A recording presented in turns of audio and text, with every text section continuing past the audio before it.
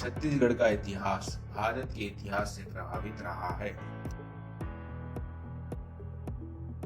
प्रदेश के इतिहास को लिपि के विकास के आधार पर 3 भागों में वर्गीकृत किया गया है। पहला, प्रागैतिहासिक युग, आद्य ऐतिहासिक युग, ऐतिहासिक युग। प्रागैतिहासिक युग पुनः 4 भागों में बटा हुआ है। पहला प्रारंभिक पाषाण युग, दूसरा मध्य पाषाण युग, तीसरा उत्तर पाषाण युग और चौथा नवपाषाण युग। प्रागैतिहासिक युग। भारत और छत्तीसगढ़ में मानव बस्तियों का इतिहास प्रागैतिहासिक काल से एक साथ चला आ रहा है और इसके लिखित साक्ष्य उपलब्ध नहीं है। हालांकि इस युग के इतिहास को फिर से बनाने के लिए छत्तीसगढ़ के विभिन्न हिस्सों में बहुत सारे पुरातात्विक अवशेष पाए गए हैं। इनमें पूर्व ऐतिहासिक लोगों द्वारा उपयोग किए जाने वाले पत्थर के औजार, मिट्टी के बर्तन, कलाकृतियां और धातु के औजार शामिल है।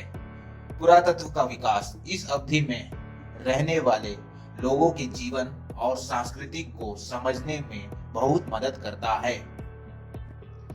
इस युग को इसके विकास के आधार पर 4 चरणों में विभाजित किया जा सकता है।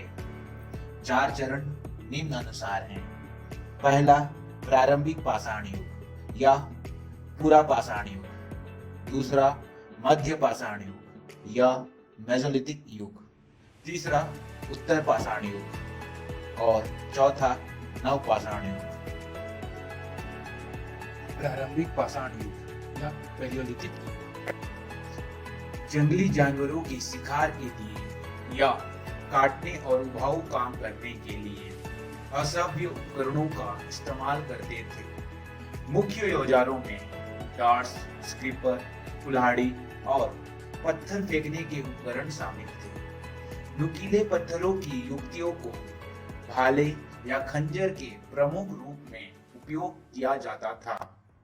लोग मुख्य रूप से नदियों या झीलों के बहाव और गुफाओं में रहते थे।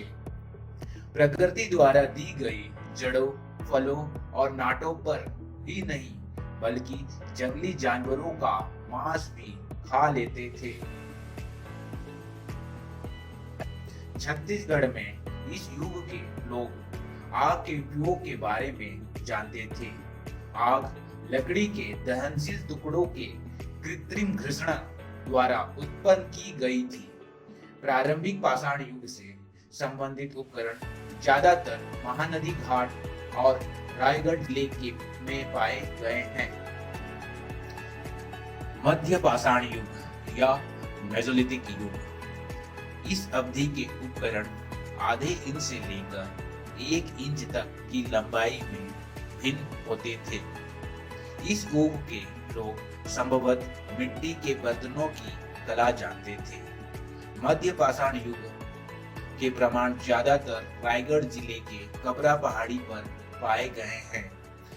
बस्तर क्षेत्र में कालीपुर, गढ़घोगरा, खड़क घाट, गढ़छिंदे घाट, लोहांग, भाटीवाड़ा, राजपुर आदि स्थानों से भी औजार के अवशेष मिले हैं।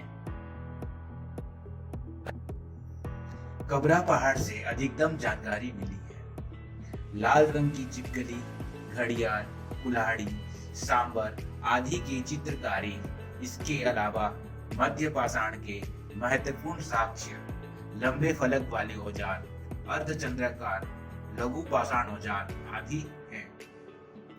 रायगढ़ जिले के कर्मागढ़, बसनाझार, ओंगना, लेखाभाड़ा, बेनीपाट, कोटलडा आदि से शैल चित्र प्राप्त हुए हैं।